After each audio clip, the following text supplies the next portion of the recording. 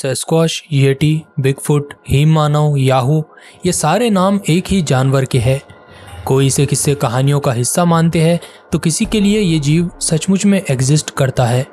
अजीब बात यह है कि दुनिया के हर कोने में इस जानवर को लोगों ने देखने का दावा किया है। क्या ये महज इत्तेफाक है? आज की कहानियाँ कुछ इन्हीं लोगों की आपबीती है जिन्होंने इस नायाब क्रिएचर को देखने का दावा किया है। इससे पहले कि हम कहानियों की ओर बढ़े, अगर आप सबसे यूनिक हॉरर स्टोरी सुनना चाहते हो तो मैं सजेस्ट करूंगा कि आप राज वाला चैनल को सब्सक्राइब जरूर करें। मैंने अपनी पूरी जिंदगी कैलिफोर्निया में बिताई है। मैं एक शिकारी हूँ और मैं शिकार के लिए कुत्तों का इस्तेमाल करता हूँ। मैं लोमड़ी और रकून का शिकार करता हूँ।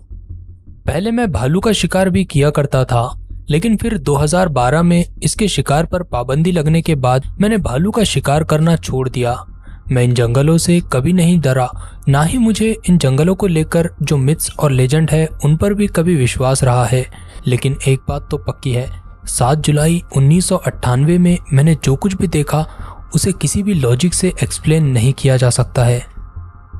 वो गर्मियों का दिन था और मैं जंगलों के ऐसे हिस्से में था जहां झाड़ियां बहुत कांटेदार थी, जिनकी वजह से मुझे लॉन्ग स्लीव्स पहनने पड़े थे। तो गर्मियों में हम रात को शिकार किया करते थे। हम रात के 2:30 बजे उठकर खाना खाते, कुत्तों को खिलाते और शिकार के लिए निकल पड़ते थे। मैंने कुत्तों को ट्रक में डाला और अपने फेवरेट जगह पर शिकार करने चला गया। ये जगह बहुत ज़्यादा बीहड़ थी, इसलिए यहाँ पर कोई शिकार नहीं करता था, जिसकी वजह से यहाँ भालू आराम से घूमा करते थे। मेरे कुत्ते किसी की गंध को सूंघने लगे थे। मुझे लगा शायद उन्हें भालू की गंध मिली है, तो मैंने उनके कॉलर पर ट्रैकर लगाया और उन्हें ट्रक से नीचे उतार दिया। कुत्ते भागते हुए गंध का पीछा करने लगे और मैं भी उनके पीछे ही था। कुछ दूर दौड़ने के बाद कुत्ते अचानक ही रुक गए, जिसका मतलब ये था कि वो भालू भी वहीं रुक गया था। मैं जब थोड़ा आगे बढ़ा तो मुझे भयानक चीखें सुनाई देने लगी। ऐसे लग रहा था मानो कोई अफ्रीकन लायन चिंगाड़ रहा हो। वो आवाज़ बहुत खौफनाक थी और उसे सुनकर मेरे शरीर में एक सर्द लहर दौड़ गई थी।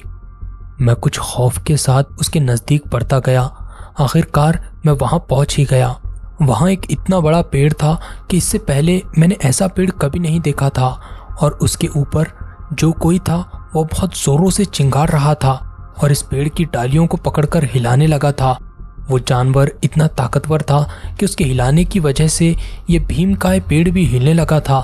यहाँ मैं आपको शिकार का एक नियम बता दूँ, वो ये कि जब भी शिकार पेड़ के ऊपर हो तो उस पर लाइट मत चमकाना, वरना वो नीचे आ जाएगा और वहाँ से भाग जाएगा।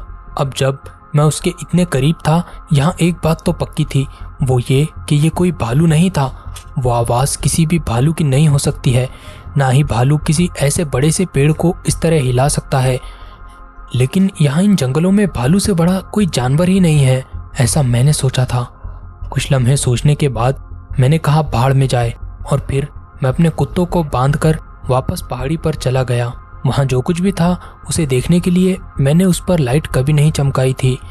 वापसी पर पूरे रास्ते में मैं उस चीज़ को चीखते और चिंगाड़ते हुए सुन सकता था। मैं अपने ट्रक से अभी सिर्फ 5 मिनट की ही दूरी पर था कि तभी मुझे ऐसे लगा ये जो कुछ भी था मेरी तरफ दौड़ने लगा था। उसकी आवाज़ सुनकर मैं तेज़ी से दौड़ने लगा और मैं अपने ट्रक में जल्दी से कूद गया। इस समय तक वो मेरे बिल्कुल पीछे था और भयानक आवाज़ में वो चीखने लगा था। उसकी चीखों से आसपास के परिंदे भी हवा में उड़ने लग गए थे। मैंने जल्दी से ट्रक स्टार्ट किया और तेज़ी से उसे दौड़ाने लगा। हैरानी की बात यह है कि वो जानवर मेरे ट्रक का पीछा करने लगा, जबकि मैं 150 किलोमीटर की स्पीड से गाड़ी चला रहा था। मैंने अपनी रफ्तार बिल्कुल भी धीमी नहीं की जब तक मैं अगले गांव में नहीं पहुंच गया। जैसे कि मैंने आपको पहले ही कहा है कि मैं किस्से कहानियों पर यकीन नहीं रखता हूँ, ना ही मैं ये कह रहा हूँ कि वो कोई बिगफुट था। लेकिन वो जो कुछ भी था मुझे पक्का यकीन है कि वो भालू तो नहीं था। वो एक ऐसा जानवर था जिसे मैंने जंगल में कभी नहीं देखा था। पिछले साल मैं अपने सालों और ससुर के साथ कैंपिंग पर गया था। लॉकडाउन के बाद ये पहला मौका था जब मैं कहीं बाहर गया था। मैंने हाल ही में एक नई सेकंड हैंड टोयोटा क्रूजर भी खरीदी थी और एक नया हैमक भी, और मैं कैंपिंग पर जाकर इन्हें टेस्ट करना चाहता था। मैं आपको एग्जैक्ट लोकेशन तो नहीं बता सकता क्योंकि ये हमारा एक फैमिली सीक्रेट है, लेकिन आप मान सकते हो कि ये काफ़ी अलग थलग इलाका है। वो जगह मेरे घर से 2.5 घंटे की दूरी पर है। हम वहाँ पहुँचे और हमने अपना सामान बाहर निकाला। हम जिस एरिया में थे वहाँ पाइन के बड़े बड़े पेड़ चारों ओर तक फैले हुए थे। ये काफ़ी खूबसूरत और समर में गर्म जगह थी। यहाँ अब भी ऊपरी जगह से बर्फ पिघलकर पानी नीचे की ज़मीन की तरफ आ रहा था, जिसकी वजह से वहाँ काफ़ी कीचड़ भी था। आखिरकार हमने अपना ठिकाना चुना और मैंने अपना टोयोटा को खड़ा किया और गाड़ी और एक पेड़ से मैंने अपना हैमक अटैच कर दिया। मैंने अपना हैमक काफ़ी ऊंचाई पर बांधा था, करीब 6 फीट की ऊंचाई पर। मैंने अपना स्लीपिंग बैग भी वहीं रख लिया था। मैंने ये सब काफ़ी जल्दी कर लिया था, जबकि मेरे परिवार के दूसरे लोग अब भी अपना सोने का इंतज़ाम कर रहे थे। तब मैंने बिना समय गंवाए आग जलाई और कुछ हॉट डॉग्स को रोस्ट करने लगा। थोड़ी ही देर में वो लोग भी मेरे पास आकर बैठ गए। मेरे ससुर जी ने लकड़ियां काटते हुए अपना हाथ भी जख्मी कर लिया था, जिसके बाद में वो कस्बे में खुद ही स्टिचेस लगवाने चले गए। हमें उनके वापस आने की उम्मीद तो थी, लेकिन हमें नहीं पता था कि वो कब वापस आएंगे। उस हादसे के बावजूद भी उस रात हमने मज़े से कैंपिंग की। बाहर काफ़ी रोशनी थी क्योंकि उस दिन चांद पूरा निकला हुआ था। हमने हॉट डॉग्स खाए और सोने चले गए। उस टाइम भी मेरे ससुर जी वापस नहीं लौटे थे। अभी मैं अपने हैमक में गया ही था कि तभी एक गाड़ी की आवाज़ सुनाई दी। ये एक वाइट सिल्वराडो थी और उसमें से एक पार्क रेंजर बाहर आया। उस रेंजर का स्वभाव काफ़ी दोस्ताना था। उसने हमसे पूछा कि क्या हमने इस इलाके में किसी को देखा है, क्योंकि हम यहाँ कैंपिंग कर रहे थे। हमने उसे बताया कि हमने मीलों तक हमारे अलावा किसी भी शख्स को यहाँ नहीं देखा है। उसने हमें जानकारी दी कि कुछ मील दूर एक कैंप पर एक होमलेस आदमी को देखा गया है जो उनके सामान में झांक रहा था और उन पर चीजें फेंक रहा था। रेंजर उस आदमी को ढूंढने की कोशिश कर रहा था। इतना ही नहीं, ये इलाका काफी बीहड़ है और उसे यहाँ चोट भी पहुंच सकती है। हमने कहा कि हम अपनी आंखें खुली रखेंगे और इसके बारे में हमने ज्यादा नहीं सोचा, क्योंकि मेरे पास एक 47 70 लीवर एक्शन राइफल मेरी गाड़ी में पड़ी हुई थी और इसके साथ मैं नॉर्थ अमेरिका के किसी भी जानवर का मुकाबला करने के लिए तैयार था। इतना ही नहीं, मैंने इन जंगलों में अपनी पूरी जिंदगी कैंपिंग की है और मुझे यहाँ के इलाके की अच्छी खासी पहचान है। एक बार तो एक भालू ने मेरे सामने मेरी मछली भी चोरी कर ली थी। खैर, जैसे मैं अपने हैमक में पहुंचा, मैं ऊपर से आसानी से देख सकता था कि मेरे साले कहाँ पर सो रहे हैं। उनमें से एक ने तो अब खर्राटे भी लेने शुरू कर दिए थे। मेरी भी आंख लगने में देर नहीं लगी। बीच रात में मेरी नींद अचानक से खुल गई, क्योंकि मुझे ऐसे लगा जैसे मुझे कोई चीज़ आकर लगी हो। मैंने अपने हैमक में उसे तलाश किया तो मुझे पाइन का फल मिला।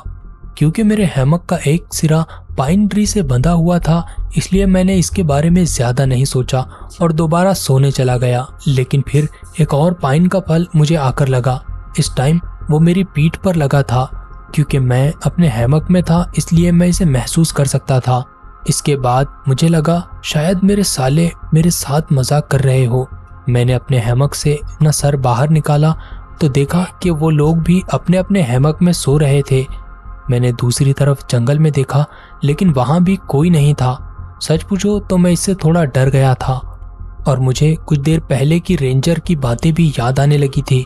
मैंने अपने हैमक से कूदकर अपनी गाड़ी से राइफल निकालने की सोची। आज रात मैं अपनी राइफल लेकर ही सोना चाहता था, क्योंकि पता नहीं कब इसका इस्तेमाल करना पड़ जाए। इस पॉइंट पर मैंने ये भी रियलाइज़ किया कि मेरे ससुर जी अब तक भी वापस नहीं आए थे। लेकिन फिर मैंने सोचा शायद वो वापस यहाँ आने की बजाय घर चले गए हो, मगर ये भी हो सकता था कि वो कीचड़ में फंस गए हो। मैंने अपने सालों को जगाने की सोची, लेकिन फिर मैंने उन्हें नहीं जगाया।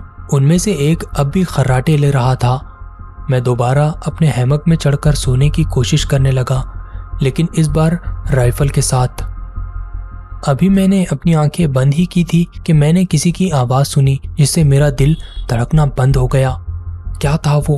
क्या वो डालियों की टूटने की आवाज़ थी, या फिर किसी के कदमों की, या फिर बस हवा की आवाज़ थी?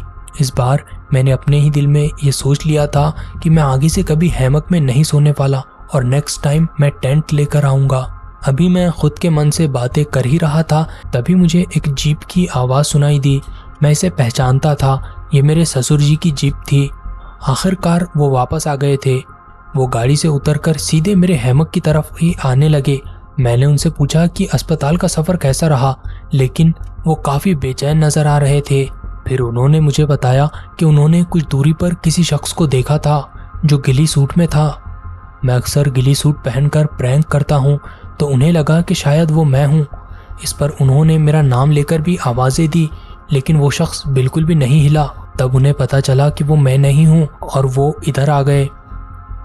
अगली सुबह जब हम इस जंगल से निकल रहे थे, हमें वहीं कल रात वाला रेंजर दिखाई दिया और उसके कपड़ों पर खून लगा हुआ था, लेकिन ये खून उसका नहीं था। उसने हमें बताया कि वो होमलेस बंदा गिली सूट पहनकर यहाँ घूम रहा था। लेकिन अब मैं सोचता हूँ तो ये सब काफ़ी अजीब लगता है। आखिरकार वो एक गरीब होमलेस बंदा ही तो था, वो किसी का क्या ही बिगाड़ लेता। और मुझे शक है कि वो कोई होमलेस आदमी नहीं था, बल्कि वो एक बिगफुट था। जी हाँ, क्योंकि जब मैं उस होमलेस आदमी के बारे में रेंजर से और सवाल पूछने लगा तो उसने अपनी ड्यूटी ख़त्म होने का बहाना बनाकर वो वहाँ से निकल गया।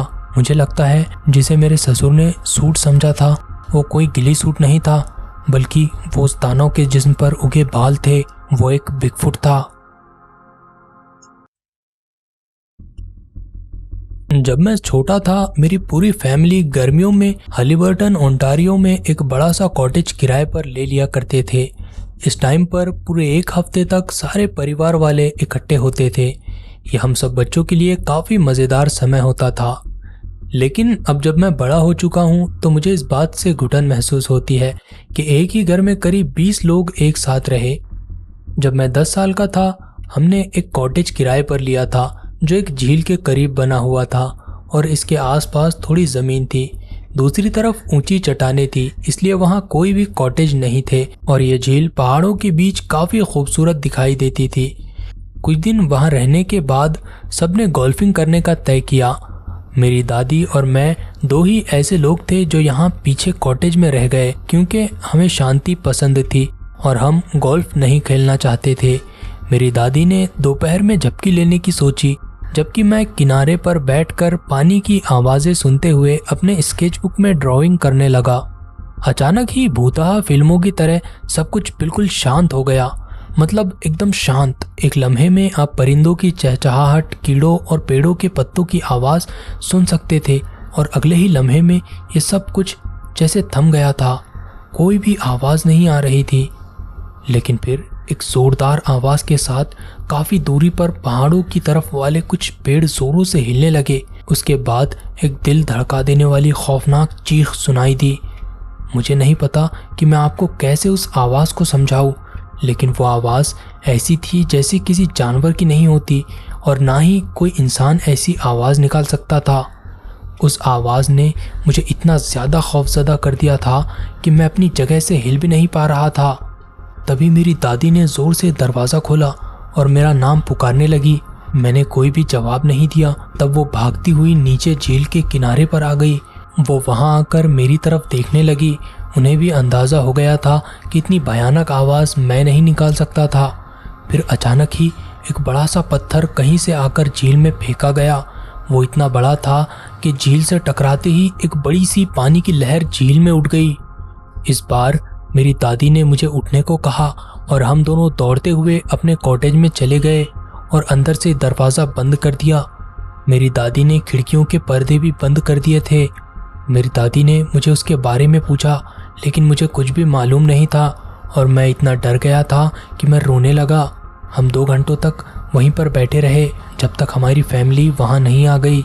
मेरी दादी ने कहा कि मैं अपने कज़िन्स को इसके बारे में ना बताऊं, क्योंकि वो सभी मुझसे छोटे थे और वो इसे सुनकर डर सकते थे। दादी ने यह भी कहा कि वो कोई टीनेज लड़का होगा, लेकिन वो ऐसा सिर्फ इसलिए कह रही थी ताकि मैं ज़्यादा ना डरूं, वरना वो भी जानती थी कि ये कोई लड़का नहीं हो सकता था। मैंने इस बारे में अपने पिताजी को भी बताया, लेकिन उन्हें भी मेरी बात पर यकीन नहीं था। मेरी माँ, जो काफ़ी टाइम पहले ही हमसे अलग हो चुकी है, वो एक नेटिव अमेरिकन महिला थी और उन्होंने मुझे काफ़ी मॉन्स्टर्स और भालू जैसे दिखने वाले क्रिएचर्स की कहानियाँ भी सुनाई थी। वो मेरी इस कहानी को सुनकर हैरान नहीं हुई। उनका मानना था कि वो एक बिगफुट था और तुम लोग शायद उसके एरिया में कुछ ज़्यादा ही अंदर आ चुके थे और उसे ये पसंद नहीं आया था कि उनके एरिया में कोई आए, लेकिन अगर हम उनसे ज़्यादा करीब ना जाए तो वो हमें नुकसान नहीं पहुंचाते हैं। तो दोस्तों, ये थी कुछ ऐसी कहानियाँ जो अलेजेडली बिल्कुल सच्ची घटनाएं हैं। अगर आपको ये कहानियाँ पसंद आई हो तो इस वीडियो को लाइक ज़रूर करें, और अगर आप किसी स्पेसिफिक टॉपिक पर वीडियो चाहते हो तो कमेंट में बताएं। साथ ही आप राजवाला चैनल को सब्सक्राइब करना ना भूलें। मैं आपको मिलता हूँ कुछ और अनसुने किस्सों के साथ। तब तक के लिए गुड बाय।